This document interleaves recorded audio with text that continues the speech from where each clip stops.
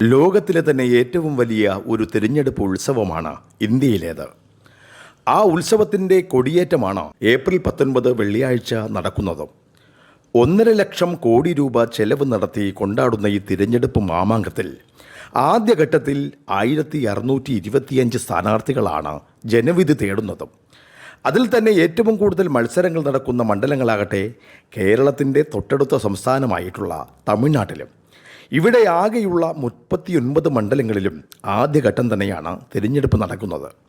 ദക്ഷിണേന്ത്യയിലെ BJPയുടെ പ്രധാന താരപ്രമുഖനായിട്ടുള്ള ശ്രീ അണ്ണാമലൈ കോയമ്പത്തൂരിൽ നിന്നാണ് മത്സരിക്കുന്നത്. തമിഴ്നാട്ടിൽ നിന്നുമുള്ള കേന്ദ്രമന്ത്രിയായിട്ടുള്ള എൽ മുരുകൻ നീലഗിരി മണ്ഡലത്തിൽ നിന്നും, മുൻ തെലങ്കാന ഗവർണറായിരുന്ന തമിഴ്സൈ സൗന്ദരരാജൻ ചെന്നൈ സൗത്തിൽ നിന്നും മത്സരിക്കുന്നുണ്ട്.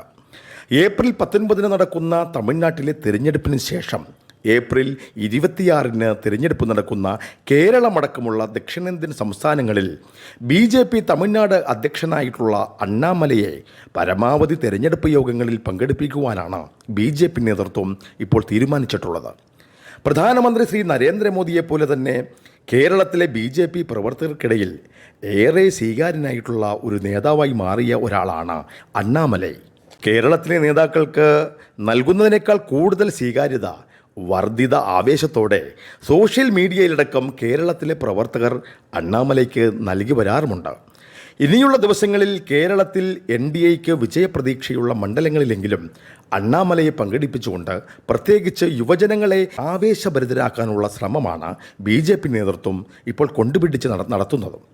ഇവിടുത്തെ ജനസ്വാധീനമുള്ള പ്രധാന നേതാക്കളെല്ലാം സ്ഥാനാർത്ഥിമാരായി മാറിയതിനാലും വരും ദിവസങ്ങളിൽ പ്രധാനപ്പെട്ട ദേശീയ നേതാക്കളുടെ അഭാവം ഉണ്ടാകുമെന്നതിനാലും അണ്ണാമലയുടെ കേരളത്തിലെ സാന്നിധ്യം പരമാവധി പ്രയോജനപ്പെടുത്താനാണ് നേതൃത്വ ശ്രമം.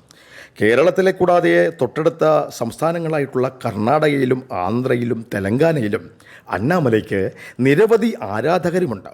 ഇവിടങ്ങളിലേക്കും മുൻ IPS ഉദ്യോഗസ്ഥനും നിലവിൽ BJP തമിഴ്നാട് ഘടകം പ്രസിഡന്റും കോയമ്പത്തൂരിൽ നിന്നും വിജയിച്ചാൽ നിശ്ചയമായും കേന്ദ്രമന്ത്രിയുമായി മാറുമെന്ന ഉറപ്പുമുള്ള അണ്ണാമലയെ കളത്തിലിറക്കണമെന്ന ആഗ്രഹം അവരും ഇപ്പോൾ പ്രകടിപ്പിച്ചിട്ടുണ്ട്.